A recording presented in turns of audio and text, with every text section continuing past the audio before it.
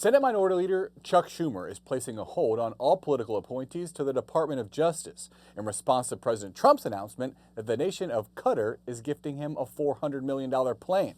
Trump says the plane will serve as Air Force One during his presidency and then be donated to his presidential library. Criticism of the announcement has come from across the political spectrum. Even some of President Trump's biggest supporters have called it political poison and a stain on his administration. White House correspondent Alex Gangitano joins us to discuss. Hi, Alex. So let's take a listen to Senator Schumer. This is not just naked corruption. It is also a grave national security threat. So in light of the deeply troubling news of a possible Qatari-funded Air Force One and the reports that the Attorney General personally signed off on this clearly unethical deal, I am announcing a hold on all DOJ political nominees until we get more answers. Okay, so Alex, there's this little thing called the Emoluments Clause, which is supposed to prevent federal officials from accepting gifts from foreign countries, but the DOJ says this is legal? That's right. The DOJ is defending this. President Trump's defending this. He kind of did a workaround saying that this is actually a gift to the Defense Department, not him. But as you noted, this is something that the president has said he's going to use while he's in office, and then it will go directly to his future presidential library. So sounds like, it's something directly to him.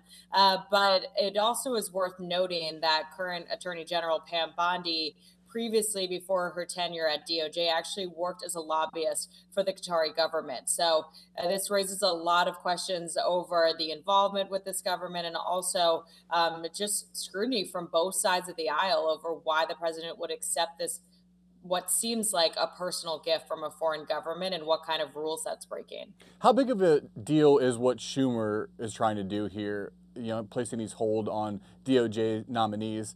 I mean, will it impact the Department of Justice in a way that Trump would actually care about? Yeah, so right now there's 3 nominees that are waiting confirmation votes, but this could impact, depending on how long it's in place, dozens of others. And it could impact the work of DOJ, but Trump already has, loyalist Pam Bondi there working in his administration. So how much work she can get done without other folks getting confirmed is, the big question. But this is something it seems like Schumer isn't backing down on. He's basically saying that until we get more details and the truth about this deal, I'm not going to lift these holes. And he's sending some questions over to DOJ, which I thought were interesting. First of all, wanted to know who actually signed off. Was it Attorney General Bondi of this move? He's also calling on Bondi to testify before the House and the Senate about why this doesn't violate that clause that you mentioned that requires congressional approval for gifts like this, and raising other questions about security concerns and why the administration thinks this is an appropriate gift. So we'll see if he gets those answers. So the Qatari government says a final decision has not been made. The task of clearing a 747 of monitoring devices and then retrofitting it to serve the needs of a president, would be monumental. It's not exactly a new plane. It was built in 2012. Is this actually real? What are the chances of Trump just is trying to get us to watch the next episode in the Trump presidential reality show?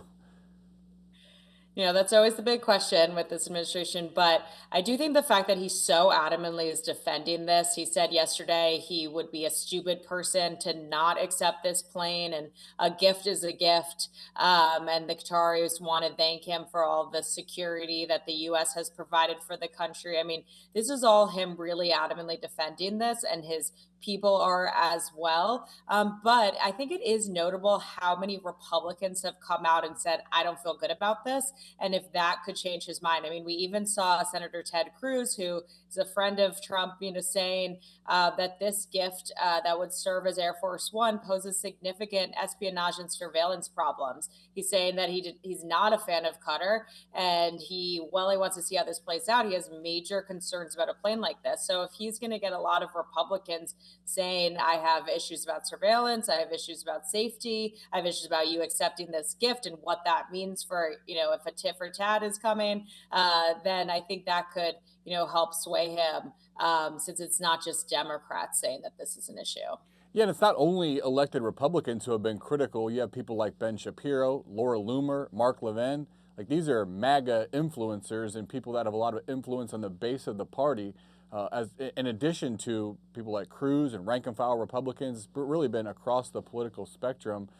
Does that have a chance of having more of an impact on Trump when you're talking about his MAGA base?